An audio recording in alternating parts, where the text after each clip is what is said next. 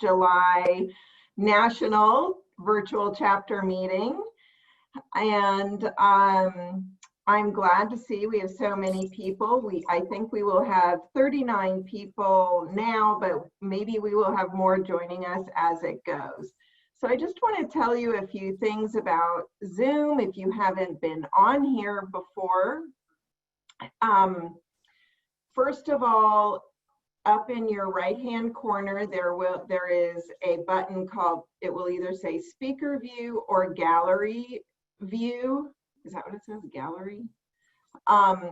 And if you want to just see the speaker, click speaker. If you want to see everybody, click gallery.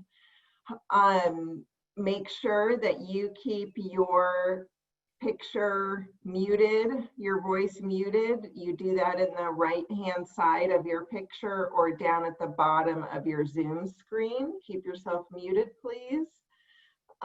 Please join us in the chat. If you look at the bottom of your Zoom window, there is a little button with a speaker bubble. Click on that and you can tell us where you're from, what chapter you're in.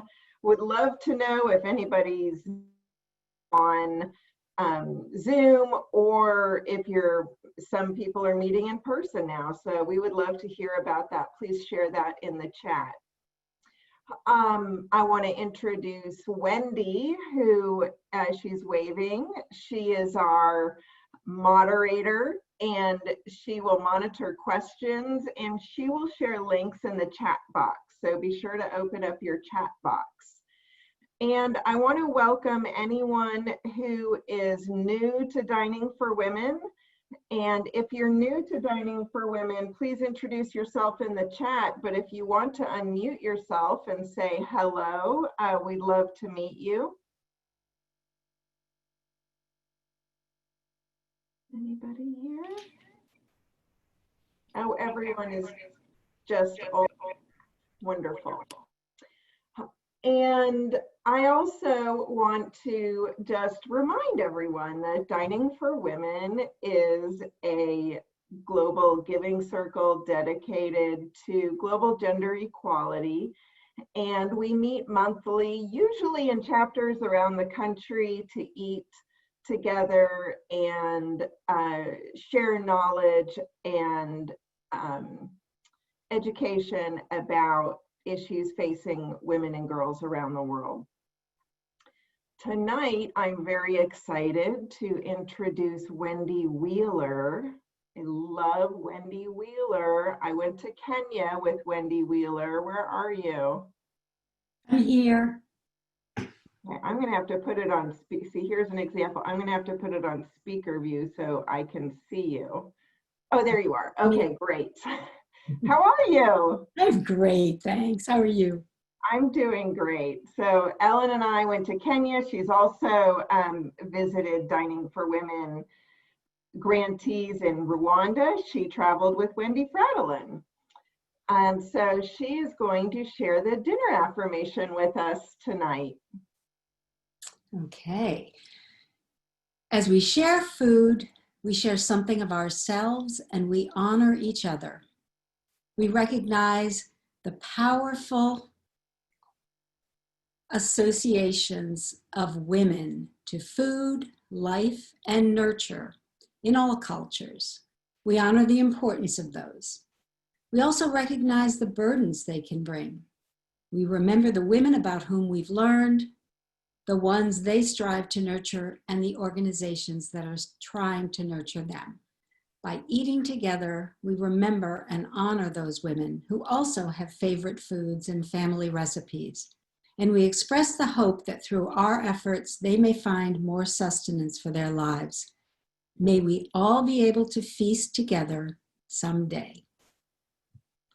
Thank you, Wendy. Thank you so much. I also just want to tell a quick story about Wendy. After Kenya, we visited one of our grantees who sends high school girls over to the United States for high school boarding school. And Wendy became an auntie to one of our one of their students who visited her during the breaks, and I'm certain went home during this time. But She did, but God willing, I'm picking her up in about 6 weeks from Nairobi to put her back into the boarding school. So. oh, fantastic. That is great to hear. That is great to hear. We had 2 travelers that did that from that trip. It was really wonderful. Thank you, Wendy. So tonight we have a very interesting project with Restore Hope Liberia, and I'm very excited to welcome Saundra Williams, who is co-founder and executive director, and we also have their other co-founder, Robert Rufsvold, who are both here tonight. Saundra earned her Master of Public Health and Master of International Affairs in 2009 from Columbia University. And she previously spent 2 years in the Peace Corps in Turkmenistan. And upon return from the Peace Corps and before her graduate studies, she worked as a case manager in a foster care system in Texas. She's been working in global health for over 10 years with missions in West Darfur, Sudan, Eastern Chad, and in Sierra Leone, and on the Ebola response. And Dr. Rufsvold received his MD from Dartmouth and did his residency at Kaiser Permanente in California, and he was a solo practice family physician for 20 years in New Hampshire, where he also founded and directed the New England Center for Integrative Health, the Wellspring Foundation of New England, and the Wellspring Cancer Help Program. He also had a faculty appointment at Dartmouth for many years. Since 2006, Dr. Bob, apparently is how you go. That's your more familiar name, has worked in the field of global health, serving in Liberia, Ethiopia, Chad, Afghanistan, and Libya with Doctors Without Borders and the International Medical Corps and the International Rescue Committee. So these are 2 extraordinary people. I'm excited to welcome them to present this month's project and grantee Restore Hope Liberia. Thank you both. Thank you. We're so happy to be here. So happy to be joining you via Zoom. We are grateful for your support and honored to be one of the grantees from Dining for Women. It's such an impressive organization. We're really quite honored to be chosen. And we're just going to start out with some brief remarks, and then we're happy to have a very lively, robust Q&A for you. So mental health access in Liberia is really almost nil. There's a few organizations working on mental health around the capital in the south of the country, but up near Lofa County and Collahuun District where we work, there's almost no access to mental health care. And this is a population that is in really dire need. The women and communities in Liberia suffered tremendously during the war years. Child soldiers were sort of a characteristic of the wars, and now those child soldiers are now adults with their own families living with that trauma. The West Africa Ebola epidemic, really the epicenter of that was in Collahuun District. There was a lot of trauma and fear around that, and a lot of loss in lives. And so it's a population that's in great need of mental health care, and the access is quite low. So our intervention is bringing in interpersonal group therapy, which is a proven evidence-based model of care into this community. And we're doing that through some existing platforms of women's groups. We have a women's weaving collaborative. We have a project called Collahoon Crescendo, which is really an art therapy project.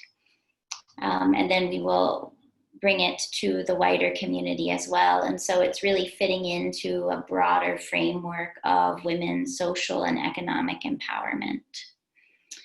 And I think what's exciting about interpersonal group therapy is that not only is it an effective treatment for women, but the effects will extend to the household and beyond, potentially to their circles or their networks. We have learned that one of the outcomes of women participating in IPTG, interpersonal group therapy, is that their children stay in school longer. So it has some really exciting effects for multi-generational effects. And we are having to adapt the program somewhat given COVID. So that will be interesting as we roll this out and move to basically a virtual training model. And we'll need to start it as potentially a teletherapy intervention. But it is needed now more than ever as Liberia is just really climbing the curve of COVID. So we are so excited to be bringing this intervention to Collahoon, to the women of Collahoon, and they are ready for it. They are expecting it and looking forward to participating. And we're looking forward to keeping you posted on how it goes. Bob, do you have anything to add? I'm trying to see, there's so many people on the call. I'm trying to Maybe focus. if I start talking, I think I'll show up. There you go. On the screen. There we go. Good. Just to echo a little bit what Saundra has said, our appreciation to Dining for Women. We are very much honored to have been chosen as one of your grantees this year. It's also very appropriate, we think, and exciting for us because the history of women in Liberia, if you've had a chance to do a little bit of reading, as Saundra said, they underwent 14 years of intense civil war, lost about 1/10 of the population, 300,000 dead in that period of time. It went in 2 phases, and it was a horrendous time. But in the last year or two of the Civil War, it was the women who got together and said, enough is enough. And it was the women who brought the war to an end. And then also helped to constitute a reconciliation committee and peacemaking within the country. And also, and Ellen Johnson Sirleaf was the very first elected woman president of an African nation. And of course, she is now out of office for the past 3 years. But I'll just go back a little bit history-wise. And what got me involved with Liberia was having gone there for a year in 2008. One of our other co-founders, who's not with us tonight, is Barbara Burke, who was my predecessor and spent a year in Collahoon prior to my arriving. I took a handover from Barbara in early 2008 and didn't see her again for several years, but we stayed in touch. And we both stayed in touch because we both in many ways fell in love with Collahoon, with the Lofa County, with the Liberian people. And also because it's such an incredible country. It's not only a country where there's dire need that attracts us to work in that kind of a setting, but also where there is tremendous strength and resilience, particularly among the women, but among many of the families. There's something that attracted me because it's a group of people that, in spite of everything they've been through, in spite of the loss, in spite of the suffering that they do have, they still have and look for joy in their lives, and they still celebrate their children. And so, you know, if you ever spend a month in Liberia, you're hooked. And you'll find among other organizations, like we're part of Friends of Liberia, they're returned Peace Corps volunteers who go back 50 years to having worked in Liberia. People, once they've spent any time in Liberia, are hooked and go back. And in our case, Barbara and I got hooked, and then we got others hooked in, and decided that we'd try to do something kind of giving back to this community.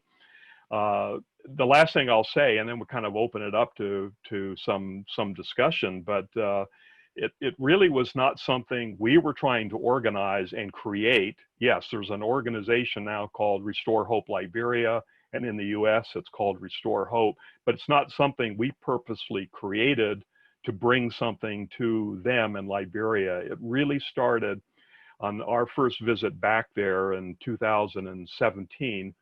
One of our former staff said, pulled me aside and said, I've started up a little NGO. And he had it registered as a nonprofit in Liberia. And he says, can you help us? And they needed some advisory support. They needed some capacity building. They needed some help with fundraising and things like that. And that began Restore Hope Liberia, basically. It was very much grassroots, started by the community, by the people there. And as it's grown, again, we've gotten more involved and been into this project now for a few years, and seeing it grow.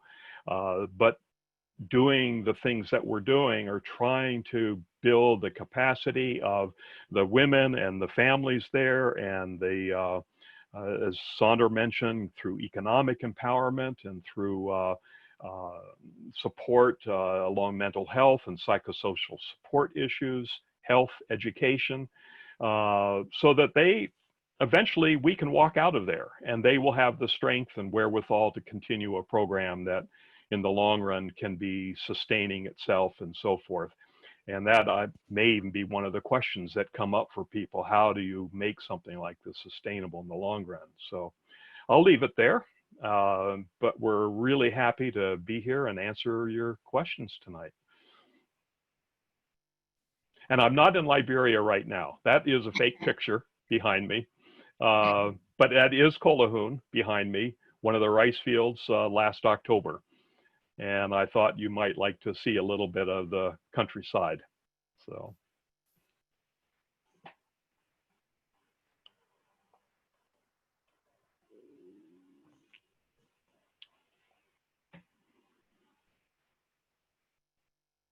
Are there any questions in the chat, Wendy?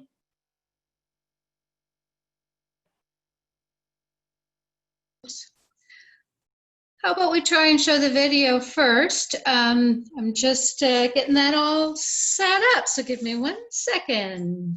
Okay.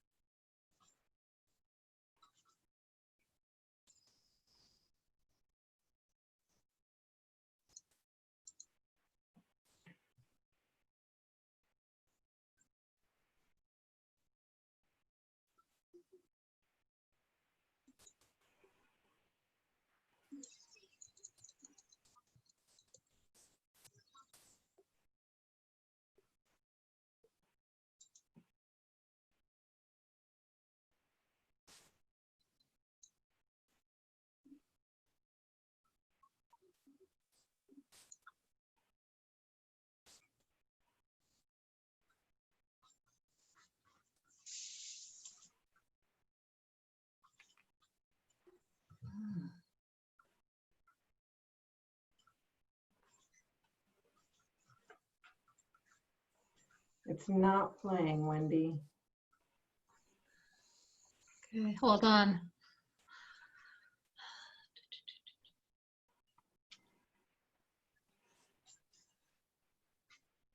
I have a question in the meantime. Great. So I would like to ask you, I'm Miriam, I live in Virginia. Hello, everybody.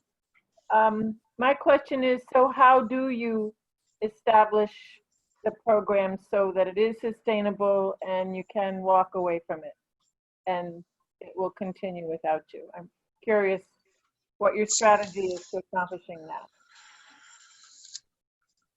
I can start, and Bob, you want to chime in after. I think we grapple with the issue of sustainability a lot, because this is not a context in which we do foresee being able to walk away in, 5-10 years. This is a context of absolute poverty in which the systems of the country, healthcare, education, the economy, are barely functioning.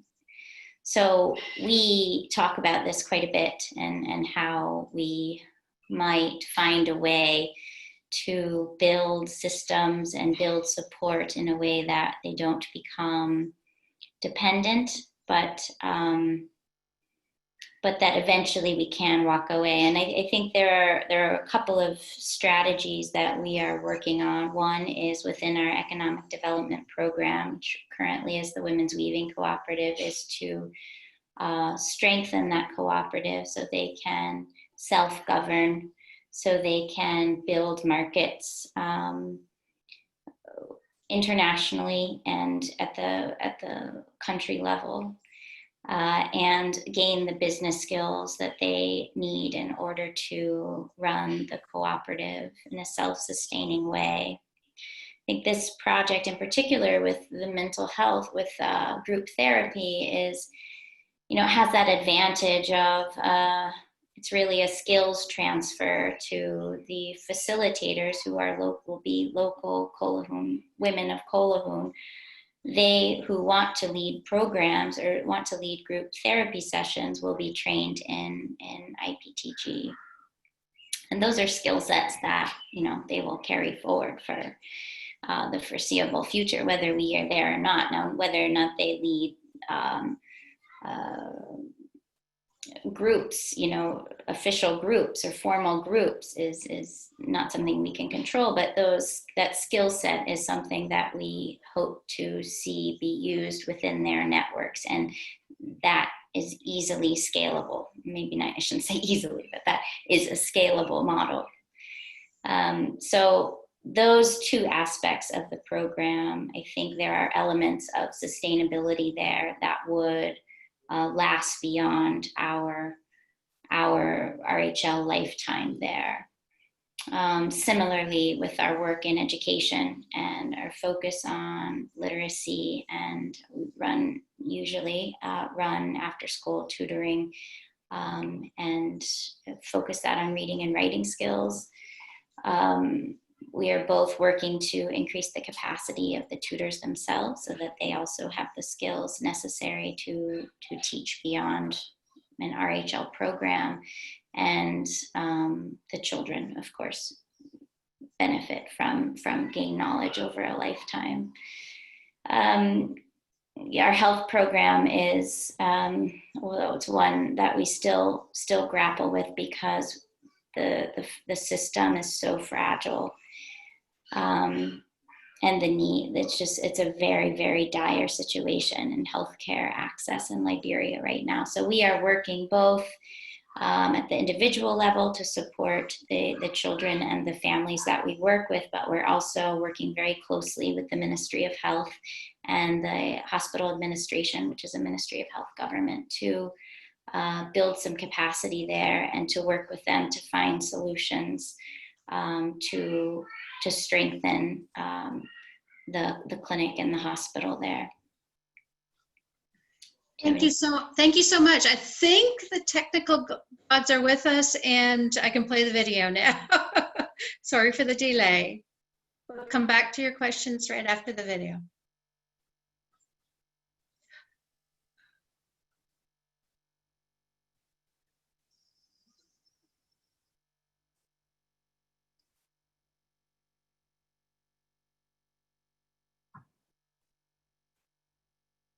Wendy, we don't have sound.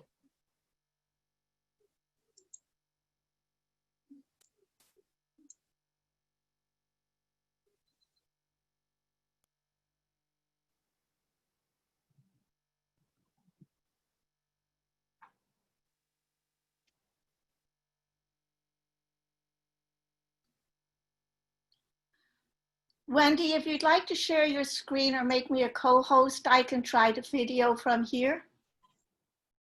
I think I got it. Okay.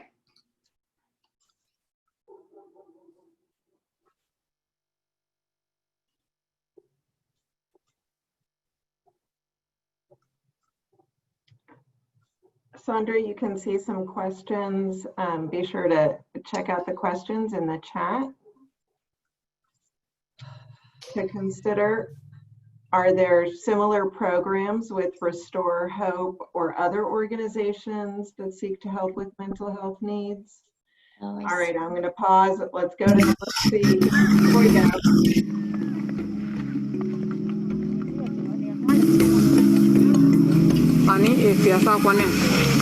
I live in Collateral district. I have 3 David children. But during the war was in the camp at the time where I born them. But their father left me. But the children and nobody to help to support. I'm Jala from Collateral. I have 9 living children, but 1 died in Ebola crisis. So that frustration was on me that I couldn't understand myself because I was almost crazy going up and down. So later on, I heard that Rufsvold of Liberia now entered in Rufsvold County, Collateral. So they were trying to look for people within that they can go and landscape training. Yasa and Hawa speak of the hardships that far too many Liberian women face. The trauma of war, Ebola, and life in poverty have created an epidemic of mental ill health in Liberia. More than 40% of Liberians suffer PTSD and/or a major depressive disorder, and the majority of women and girls in Liberia have suffered sexual abuse. Their trauma is debilitating and affects not only them, but their children as well. The 14 years of civil war were brutal. Just a decade later, the worst Ebola epidemic in human history took a tremendous toll on Liberia. The health system all but collapsed, schools shut again, and the economy crashed.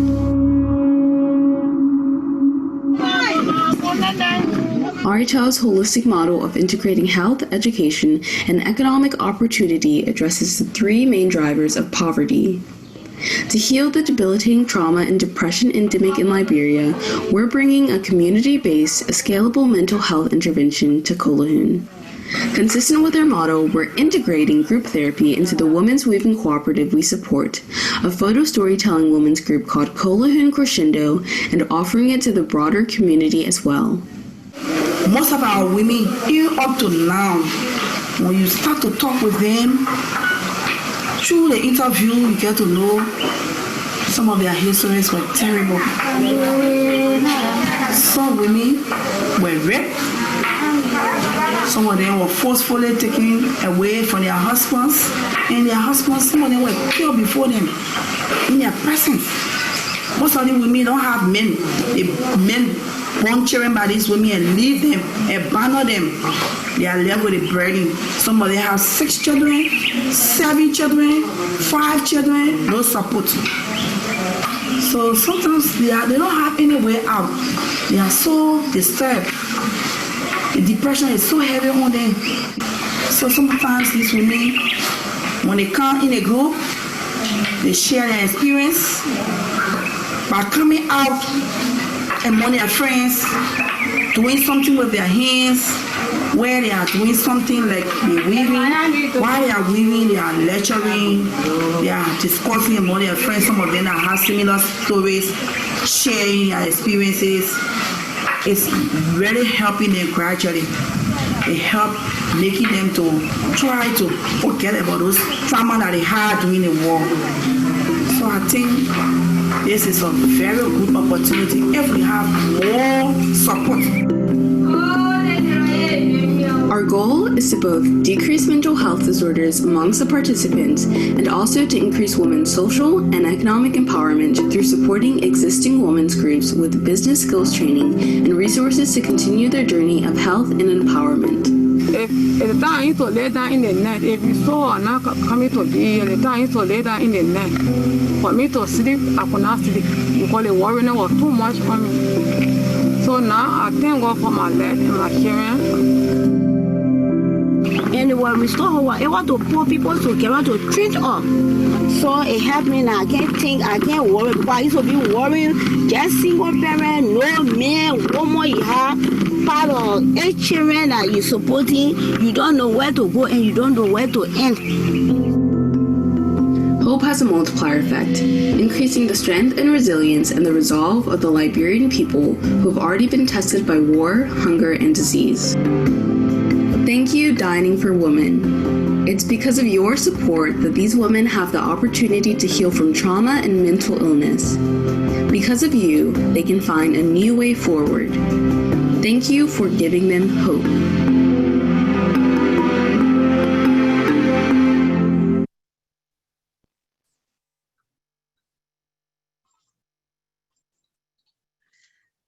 All right, we've got quite a few questions in the chat. I've been keeping notes, so let's try and get to a few of the questions, and then we can always come back at the end of the next presentation. So the first question we had was, are the women mostly single parents? I would say most of the women in the cooperative are single parents. Restore Hope, our program, we have a criteria based on vulnerability that includes being a single parent. It also includes things like Ebola survivor, there are orphans, chronic illness, disability. So it's not exclusive to single women, but many, I would say the majority, are probably single mothers. Great, thank you, Saundra. Are there similar programs with Restore Hope or other organizations that seek to help the mental health needs of women in other African nations? I can speak on behalf of Dining for Women. We have funded another program. It was called the Peter C. Alderman Foundation. It did work with mental health in Uganda, I believe. But, Saundra or Dr. Bob, do you know of any others? Yes. In addition to that one, Strong Minds is also in East Africa, working in Uganda and Tanzania. The Carter Center, which is in Liberia, but around the capital, not up in Lofa where we are. And they are working on a slightly different model of improving clinical care. Those are the 3 that I know of that are, Last Mile Health might be doing some mental health work. Bob, I'm not sure if you know more about that, but it is still a new initiative, I would say, in the humanitarian world and in the development context. I would say over the past 10 years, it's becoming more evident that the need is too great and it has a significant impact on other measures of health and well-being and poverty.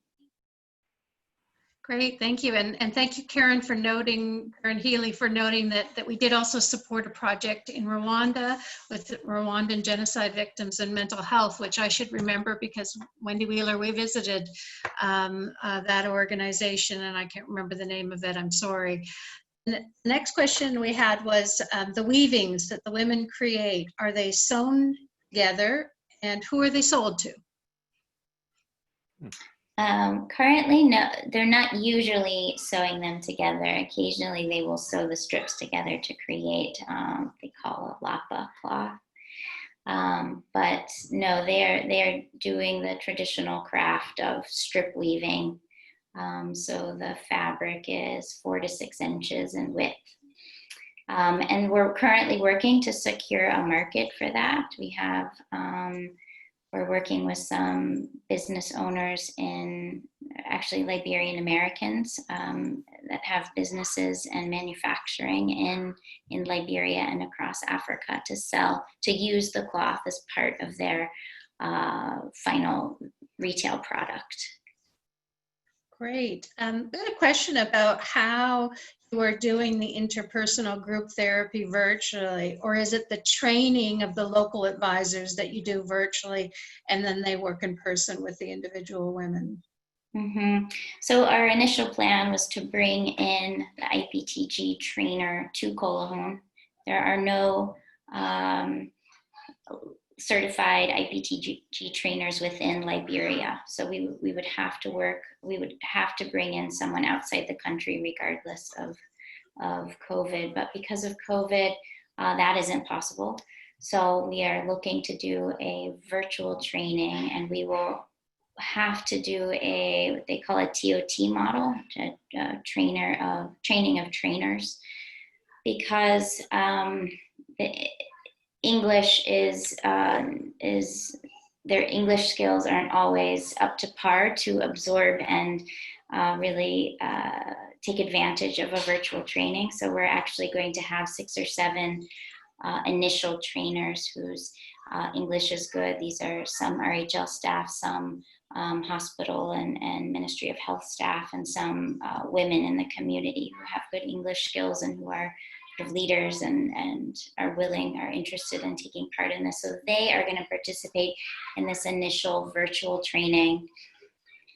And then they will go out and train the local women of Collahoun who are going to be the facilitators. So that is the model of training that we're moving towards. And then the actual group therapy sessions will be done initially by teletherapy, which is currently being piloted by Strong Minds in Uganda and Tanzania. So we have some networks to learn from. Hopefully that won't be in the long term, but in order to sort of get it rolling, Liberia is in lockdown and it's not safe to convene right now, so we'll have to adjust it. Great, thank you, Saundra. We're going to hold on to the rest of the questions until later because we have another speaker. So Beth Ellen, I'll turn it back over to you.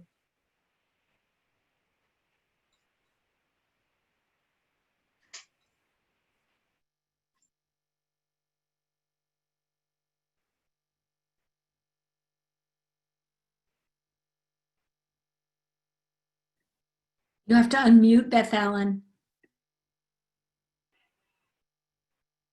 I am really not on the ball tonight. I really apologize, everyone.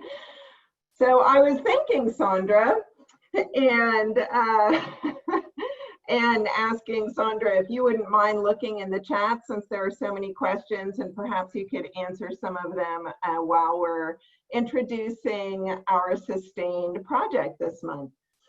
So I'm very excited to introduce Amanda Lane of Collateral Repair Project. She is the executive director, and she has served as a consultant on program evaluation and design, in both international governmental and non-governmental organizations. Prior to CRP, she led British Council Jordan's governance and youth programs. And before coming to Jordan, Amanda consulted for nonprofit boards of directors in Seattle, made documentary and promotional films for nonprofit organizations, and served on the board of directors of the Arab Center of Washington. And she is a returned Peace Corps volunteer from Cameroon, 1993 to 1995. And I think that I had a very close friend who was in Cameroon at the same time. So I'll have to chat with you afterwards, Amanda. So I'm very pleased to welcome you back to Dining for Women. And I know that it's 2 a.m. there or something, and we really appreciate you joining us tonight to tell us what's going on at CRP. Thank you. It's great to be here. It is just about 3 a.m., so excuse me if I'm not super coherent. Hopefully we can clear anything up in the Q&A if needed. So yeah, it's really great to be here. We love Dining for Women. Dining for Women was originally, our first grant was in 2015. And wow, it really got us started. It was the very first grant that we ever got as an organization, and it really kind of put us on the path on working particularly with women and girls.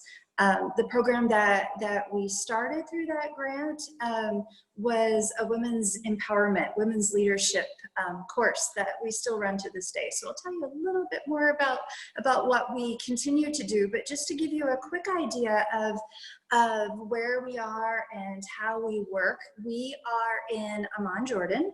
We work with urban refugees in Jordan.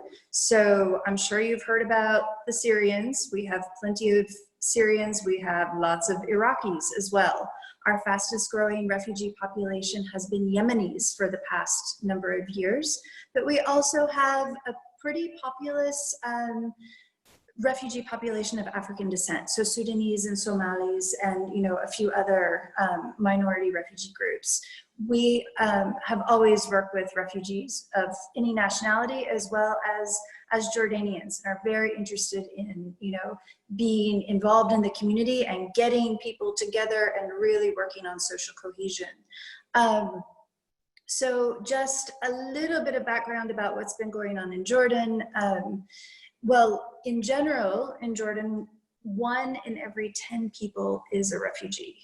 And you probably have heard about the refugee camps in Jordan. Only about 16 or 17% of Syrian refugees are living in refugee camps. So the vast majority of refugees in Jordan are living in urban areas. And they really, really struggle because they're forbidden by law to work. So it's really, really difficult for them to take care of their basic needs. It's an ongoing, continuous struggle. COVID, of course, like everywhere around the world, has really exacerbated the situation for families who are really struggling.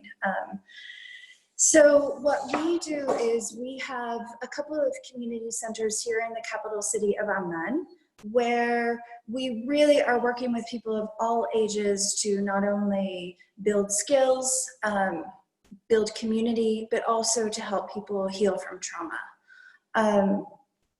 A little bit about the programs that are Dining for Women related. We have really, really grown so much since our original grant in 2015. We're now serving over 6,500 families through our 2 centers that have over 2,500 unique visits every month. So our centers are usually very busy. That's not the case right now because we've been on lockdown since mid-March. But we have moved a lot of our activities online. We have over 20 community center activities that we're currently running online. The Dining for Women work that we've been doing has really focused on women and girls, obviously, and improving the programming that we do. A lot of the core programming that we had already laid out in years past, but really trying to expand them and look at how to make them more sustainable. So for example, we have expanded the Women's Leadership and Empowerment course that we run. We also have been expanding on working with gender-based violence awareness and prevention, not only working with women, but also working with men and boys, because that's super, super important to be working with men and boys on that topic. We continue the TOT, the Training of Trainers model, where we really try to empower community leaders so that people who attend these courses can then lead those courses as well. And it's really been interesting for me heading up this organization for the past 7 or 8 years, because back in 2015, when we first connected with Dining for Women, we had a complete shoestring budget. And we quickly learned that in order to really build program build programming that we had to kind of rely on the expertise that we have in the community and, you know, the great trust that we have in the community. You know, most of our staff are refugees themselves, but really build on volunteers and folks who will step up to be community leaders. And that has been a really great driver of, you know, the expansion of the activities that we have, but also really expanding resilience. I mean, resilience is such, you know, a big deal when you're working particularly with a population that has fled conflict. So that has been really big in a lot of the courses that we run, really working with community leaders and helping them to expand that work. So we have the women's empowerment, we have the gender-based violence awareness and prevention. These are particular activities that are Dining for Women related that we have been really kind of expanding and laying out in the past year. Also, we have Hope Workshop, which is our women's income generation program, which in the past year we've been able to greatly expand by getting a dedicated space for them, and not only just having them working on handicrafts, but now they have a food production kitchen and a larger kind of sewing production activity that's been going on. We have a pull-out program for girls from age 6 to 12 called the Super Girls program, that not only looks at academics, but also really focuses on social and emotional well-being. And thanks to Dining for Women, we've been able to really look more and do a better job at looking at how we measure our impact. So we've been able to use an emotional screening tool that is, you know, really the industry standard, and we've been, you know, able to see the improvements across the board that on educational well-being and emotional well-being of the girls who are attending this program. It's a 6-month course, and we run it for 30 girls at a time. So that continues, and we're hoping to find funds to even expand that because it's been super, super popular. We work a lot with community-based psychosocial activities, and a lot of this came about really from being very grassroots and running on a shoestring budget. We started doing yoga a number of years ago, and we, you know, that is a hugely popular program throughout the community, not just with women, but also with men, and we do it with children as well. But it's really important, I think, due to the stresses that people are under, that people are able to learn tools to be able to deal with their, you know, stress and, you know, just the ongoing stress of trying to get by as a refugee in Jordan. We run a mind-body medicine program as well, where we teach relaxation techniques and meditation and things like that. We have a huge variety of activities, but really I wanted to kind of pivot just for a couple of minutes and let you know what we've been doing lately, because, you know, the COVID-19 story is the big story everywhere. Jordan, we've been quite lucky, and I think Jordan is widely seen as a success story in responding to COVID. We had a very, very strict lockdown. We've all been working from home since mid-March, and things have begun lightening up since late May. But we have really had to increase the amount of emergency assistance that we do. We have always done emergency relief, but we have really launched into a rapid response for COVID, because folks, you know, literally don't have food to put on their tables. You know, they're behind in rent, they have debt, and this is a huge source of stress for these families. So it's been really, really interesting for me to see in this particular, you know, I mean, it's kind of a case study to see the difference between grassroots organizations like ours and like the organizations that Dining for Women support, how nimble these smaller community-based organizations can be in responding to, you know, a crisis and being able to pivot to really like be able to help. I've noticed that a lot of the larger international organizations like IRC have been referring families to us because we've been able to quickly, you know, reach out to our supporters and, you know, connect and coordinate, for example, with the local grocery stores. When things were completely locked down, we were able to, you know, get money to grocery stores so that people could go and shop and take care of their needs. We also, because we know our families so well and our staff and volunteers are part of the community, they've launched, you know, full outreach to check in on people, see how they're doing, provide support, particularly for parents and, you know, for mental health. So yeah, I think I should wrap up now because I've done my 10 minutes, but happy to answer any questions and super happy to be here and thankful for Dining for Women. You guys are so great. Thank you so much, Amanda. I think we're going to watch the video. Wendy, is that right? Oh, yes. All right, here we go.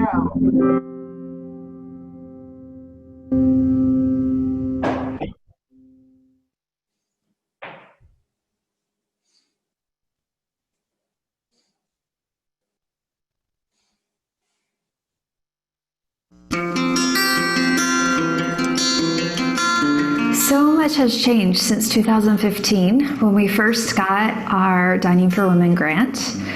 We were really small back then. We just had a couple of rooms in our center, and we now are on multiple floors over 2 buildings, and we have a staff of around 30 people from the local community.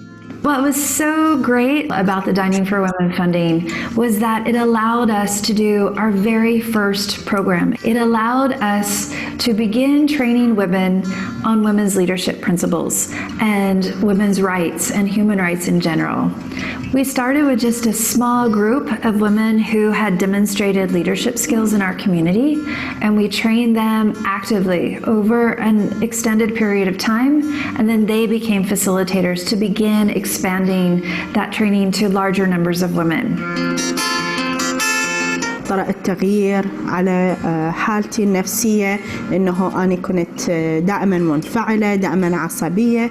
فدخولي هذه الدورة حسيت بتغيير جدا كبير، إنه خاصة على عائلتي، على المجتمع، التعامل مع الناس من حولي، خلاني أقدر إنه أثبت وجودي، إنه أتمكن، إنه أكتشف من قدراتي، إنه أقدر أساعد نفسي وعائلتي، إنه أكون أكثر قوية بالمجتمع، خاصة كوني امرأة وبمجتمع عربي مثل مجتمعنا.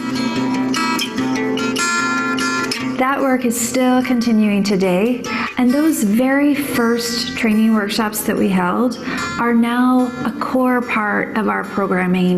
We've been able to expand to do much more through advocacy activities, as well as income generation, but also really focusing on girls. CRP is really unique in Jordan because we're one of the only organizations to be working on gender-based violence with men and boys, and this is really something that grew out of our work with Dining for Women. What's different now is that we have a real need to be able to bring on quality middle management that can ensure that this core programming will be able to be maintained and will be able to continue to grow and expand and serve more people. The other big challenge is that the crisis really isn't over. The media has moved on from the Syria crisis, but it's definitely not over. We have more challenges than we've ever had as funding has moved on and as new groups like Yemenis move into Jordan and are desperate to receive help. We're just so grateful to Dining for Women for providing us funds to make sure that we're able to keep doing this really important work.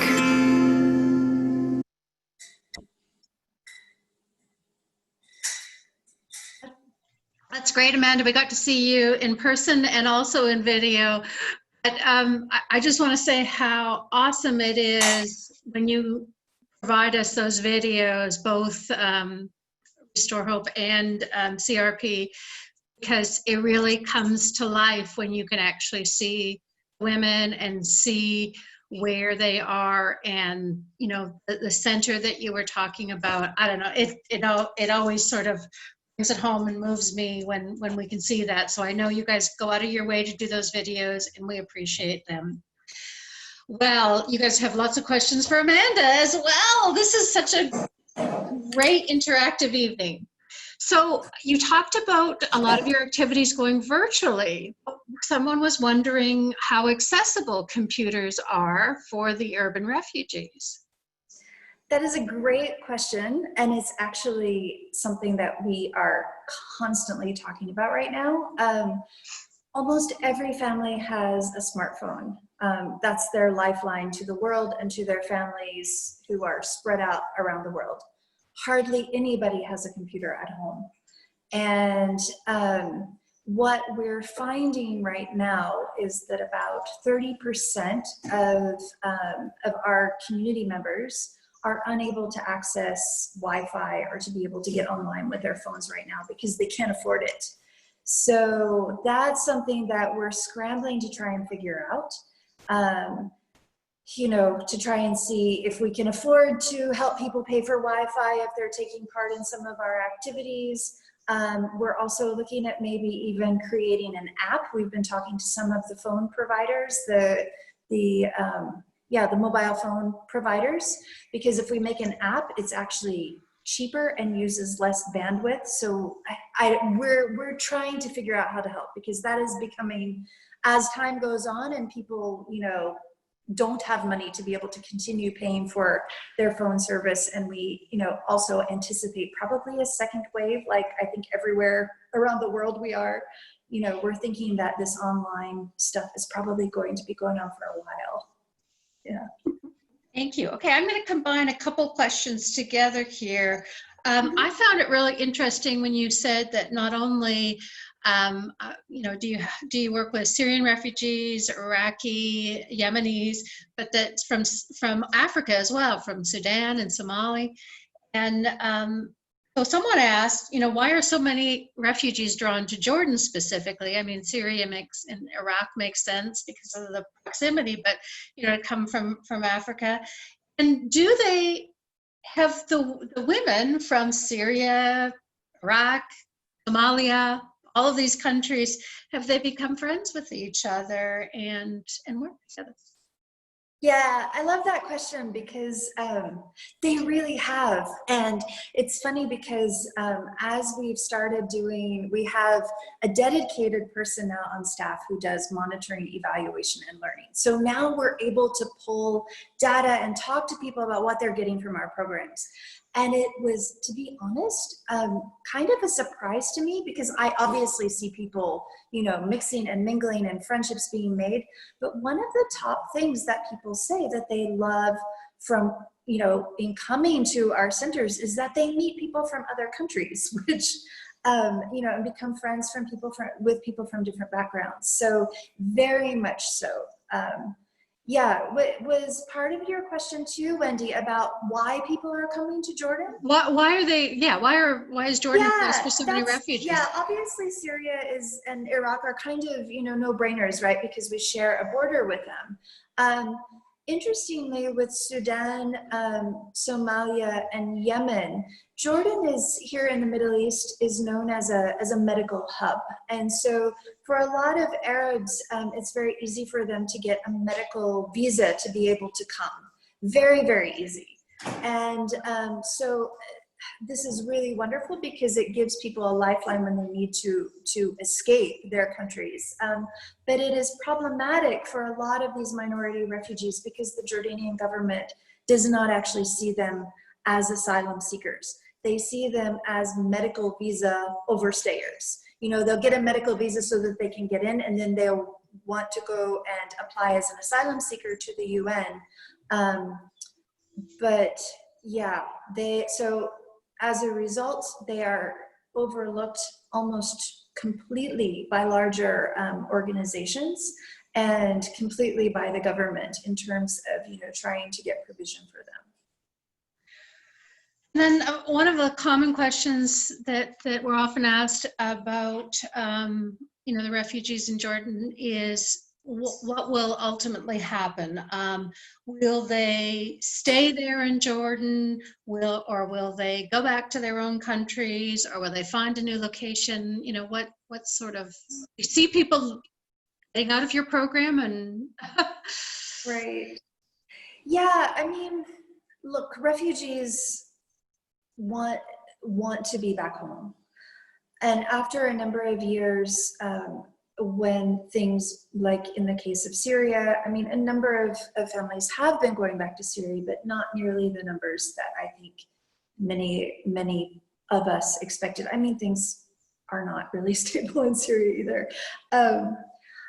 I have no idea what's going to happen, but Jordan has a very long history of kind of absorbing refugees. We have something like 70% of the population is Palestinian that have gotten absorbed from the West Bank into Jordan. We have Palestinians, if you guys remember when Saddam Hussein invaded Kuwait years ago, many Palestinians immigrated, like hundreds of thousands of Palestinians came to Jordan after that. The Iraqi wave, the huge Iraqi wave that came in 2006 when our organization was started, most of those, or not most, but a lot of them have stayed. So while the conditions are not ideal for refugees in Jordan, Jordan does have a history of absorbing them. And so, you know, most people, after they've been away for a number of years and they don't see that it's viable to go back to their countries, they hope to get resettled. But the sad reality is that less than 1% of refugees in Jordan are getting resettled to another country. So then how do they, you know, provide for their livelihood if they're not able to work? Folks are able to, well, we see that about half of the folks in our community have some source of income. Very, very minimal, usually by day labor or like, you know, as day laborers or seasonal labor or things like that. It's definitely not enough for them to make ends meet. Because they're not allowed legally to be working, they run the risk of, you know, being thrown in jail or being deported. Yeah, it's quite risky. Maybe one last question, just so that we can, and then we can always stay on later, but someone asked, is there a template for the Supergirls program, or is that something that's unique to CRP? Oh, it's unique to CRP. We have a lovely woman in Seattle who designed this program for us. Her name is Burke, and I think she's 85 this year. She has worked for over 60 years with children who have been in war areas and who have experienced trauma. So she's a trauma expert with particularly early childhood education and elementary age education. So she set up the program for us and has really, you know, comes back and she's worked for years in the Middle East as well, but has worked with our staff as well to really make sure that it's particularly our youth staff work with a trauma sensitive approach, that we also involve cultural appreciation as a big, you know, art and music and dance and these kinds of things, because, you know, a kind of a big foundation of this program is that building confidence and kind of a knowledge of your culture and where you came from and what you left behind is something that helps children to, you know, to be able to heal from trauma and to be able to move forward educationally and with life skills. So it's a really awesome program, and yeah, it's been a huge hit in our community. We always have so many mothers who are coming trying to get their girls in, and we've only got like 30 spots each 6 months, so we're hoping to expand it. Well, I love this one comment from Kira. Sounds like the Supergirls program is transferable to Restore Hope Liberia. So maybe we'll have to get you guys talking to each other. That would be great. Thank you, everyone.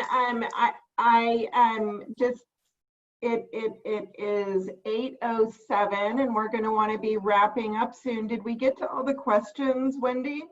Most of them. There were a few, especially with Restore Hope, that we didn't quite get to. So maybe those who want to stay on and chat a little bit more can do so. Okay, great. You're sharing your screen. We can see a PowerPoint. Yes.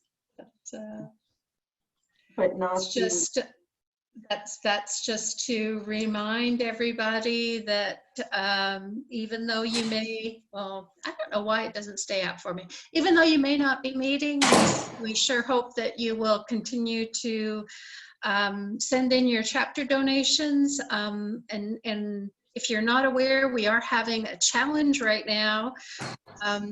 Recurring donations are an excellent way to not only support Dining for Women and give us a stable income during these really uncertain times, but it's very easy for you. And we're trying to get to 300 new recurring donors by November 1st. And I'm excited to tell you we're almost halfway there. If you aren't a monthly donor, please consider it, and you can find all the information on our website.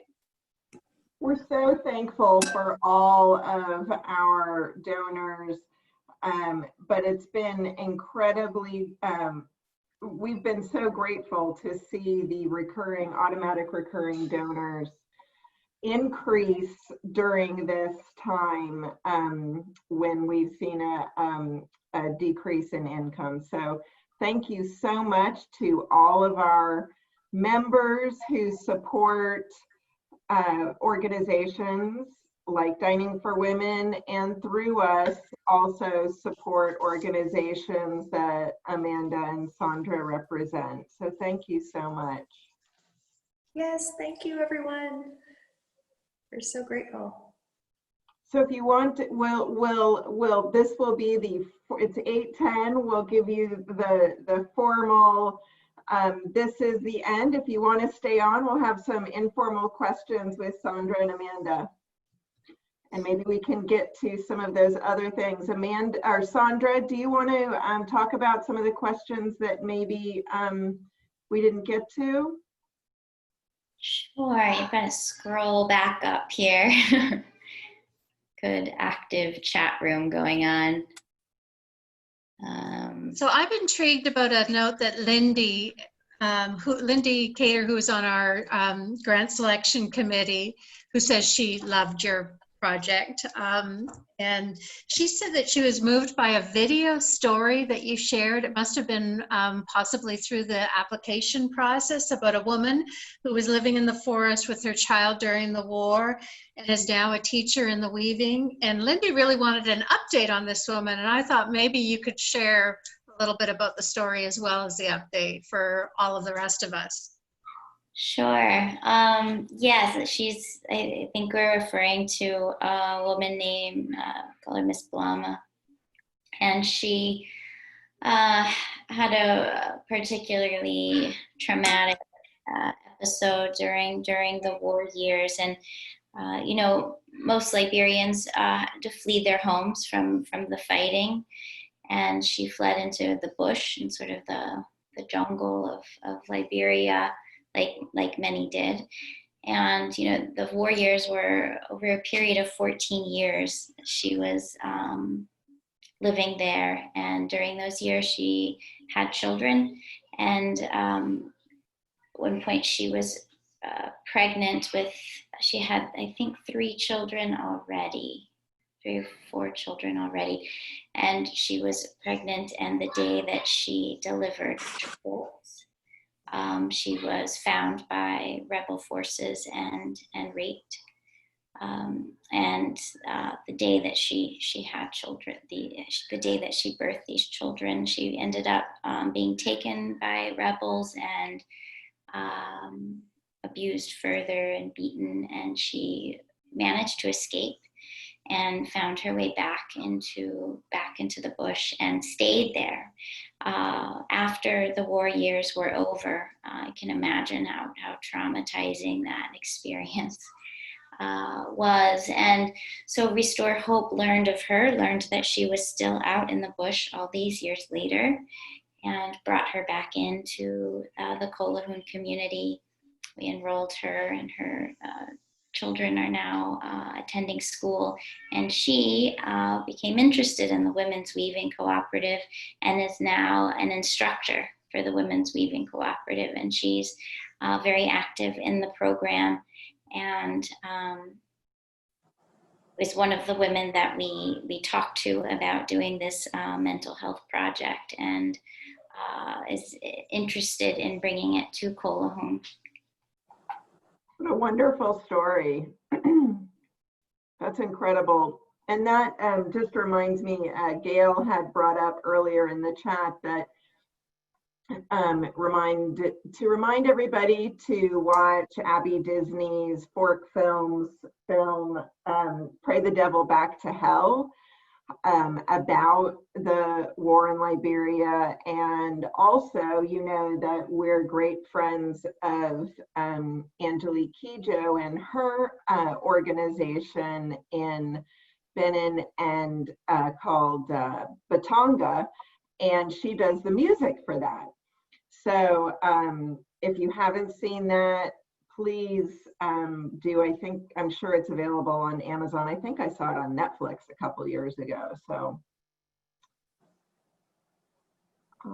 any other questions? Do you see any questions that you didn't get to, Amanda? There's a question about what language you right. with all of the different refugees. Do they speak English or Arabic? Yes, everyone speaks Arabic. The Somalis a little less so, but we also have Somali staff. So yeah, but Arabic across the board, pretty much. And you also had the son of one of our board members intern with you, Amanda, right? Yes, who was that? Hampton Stahl. Oh, yes. Oh my gosh, we have so many interns who come through. Sadly, most of them are no longer here, but yes. Have Hampton, that's right. That's wonderful. Any other questions that you see we want to bring up, Wendy, or anyone else in the audience want to unmute themselves and ask a question?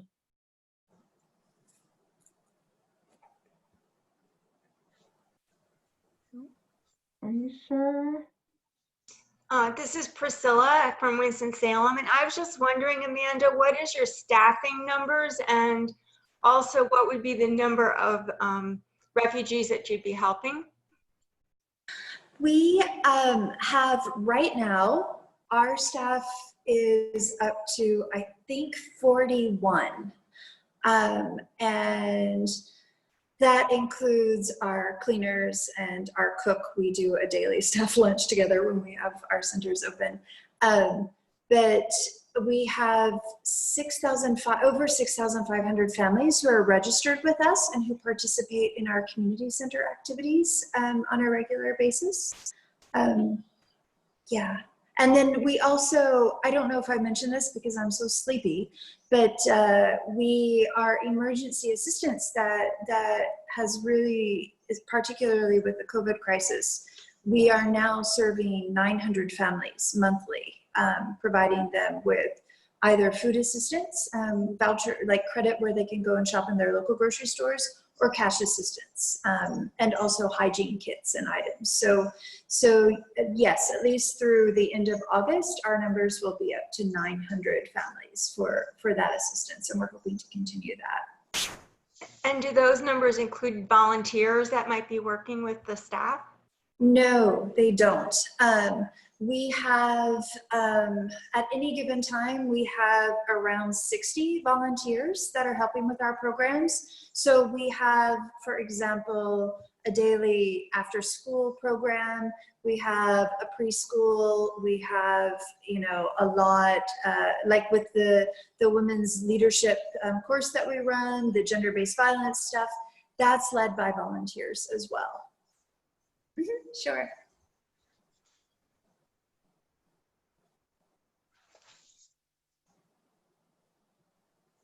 Any other questions from anyone? Thank you, Amanda. Maybe a question for Saundra and Dr. Bob. Just if you could talk a little bit about how was it difficult to get the women to start talking about their trauma, and you know, how how did that sort of go when you started that? Yeah, I think unfortunately that trauma is so widespread among the women that this is, I think there's a little bit more ease about it because they all experienced the horrors of the war. The majority of women and girls in Liberia have experienced some form of gender-based violence. So, and the facilitators who will be leading this group sessions are women of Collateral.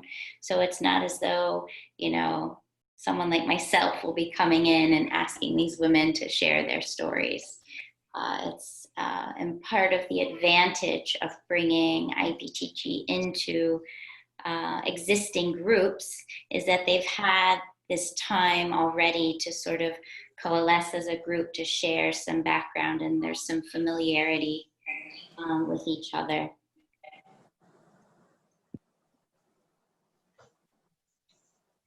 I would just add to it that many of the women in the groups, in the weaving groups, have already commented that they get together.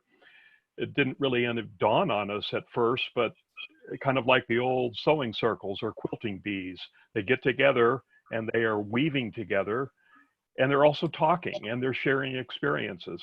So they almost are the perfect setting for that to be facilitated just a little bit, just to coax the conversation and to help give some life skills and some direction to the conversation. So we're really excited to be able to try to see how we can integrate this mental health intervention into those existing programs, and working with Strong Minds and others that are doing IAPT programs.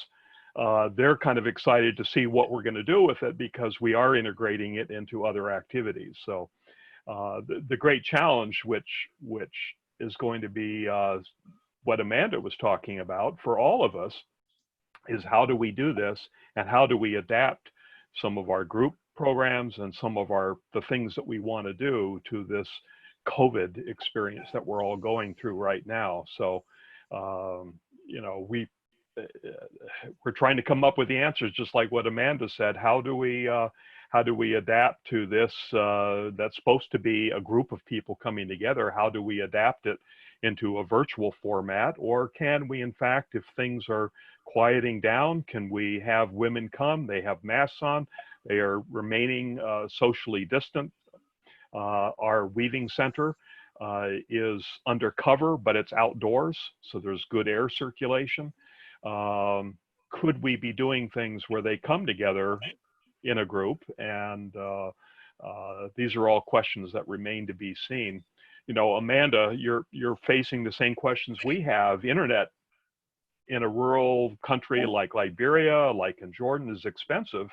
We can kind of help out while we're there or during this program, but how do we make that possible for it to continue? And we're actually going to try to go after one of the big telecom companies, Orange Telecom in West Africa, and just say, hey, you know, let's do a 2-year grant here. Let's do a little corporate partnership. It wouldn't be any great shakes for them to be able to do it, but it could sure help a program, and a lot of people get access to the internet. So we'll let you know how that works out. I'd like to add to that really quick because we am I not muted? Okay, yeah, I'm talking. I think like really true, Dr. Bob, what you're saying. I mean, we in our Women's Craft Collective, we know that that is a place where people are connecting, and they, you know, just getting people together, and, you know, the talking happens and the healing happens. We have gone the route of more of a kind of community-based, and we you know, look at tools that people can learn themselves. We've never really started kind of talk therapy or things like that. Which, you know, we often refer like to the Center for Victims of Torture and, you know, other organizations that do group therapy when needed. But But there is such a benefit, I think, in people really getting together and connecting and feeling like they're part of a community. And I mean, I just in the 8 years that I've been involved with the Collateral Repair Project, I mean, the transformations that I've seen just from that relationship building. We also have a model where we've been working with men through a support group that is set up like a circle time. It's like a listening circle. And this has been a really great model that we're wanting to kind of replicate and begin working with women on. But I mean, there's so much value, I think, in having solid therapy and professionals who are able to help. But then also, I think, getting people together. And I mean, I feel like more than anything, the key is just getting community and making community happen. And so much grows from that. Like it's really lovely to see. Wonderful. Thank you, Amanda. Did we get everything, Wendy? Asked about the sexual and reproductive health needs of the women in Liberia, the women that Restore Hope is working with. I don't know whether you might be able to comment on that. I can comment a little bit on that. We organize a peer-to-peer sexual and reproductive health cohort of teenagers who are really becoming leaders in their communities, and they are trained on sort of some basic messaging on sexual and reproductive health. And they go into their schools during pre-COVID times and provide messaging and do sessions, health talks at their schools. We also distribute condoms through that venue and through our office. Any particular need that a woman has, we refer her to the local hospital, which we support. Now, maybe I missed it, but did either of you talk about the COVID, the number of cases in Liberia, the situation in Liberia as far as the spread of the virus? I can talk about that. I was just looking at the figures before the meeting. The numbers are growing, unfortunately, but not as rapidly as in other places. Liberia is a country of about 5 million people, and think of its size, it's like one of our small New England states as an example, and they're just shy of 1,000 cases and about 42 deaths. I cannot assure you that those numbers are 100% accurate, because we're not sure of, again, the same issues all over the world. Testing. We're not sure about how much testing is being done, how accurately it's being done, how well the reporting is going, and so forth. Problems exist still with isolation, but they are doing some things to try to damp it down. And if you look at a map of West Africa and where the cases are, their neighbors in Sierra Leone, Guinea, and Cote d'Ivoire are much higher right now than Liberia. And again, I don't know if that's accurate or if the efforts in Liberia are really paying off and keeping the numbers down. So if anyone is flying into the country now, they just opened the airport up, but if anyone's flying in from just about anywhere in the world, there's a mandatory 14 days quarantine, which is not a self-quarantine. You don't go to your hotel and quarantine. They actually say, you're coming with us and you're staying in a government facility and you're quarantined for 14 days. So most people are not flying into Liberia right now to, I think most people right now don't want to risk traveling and being exposed.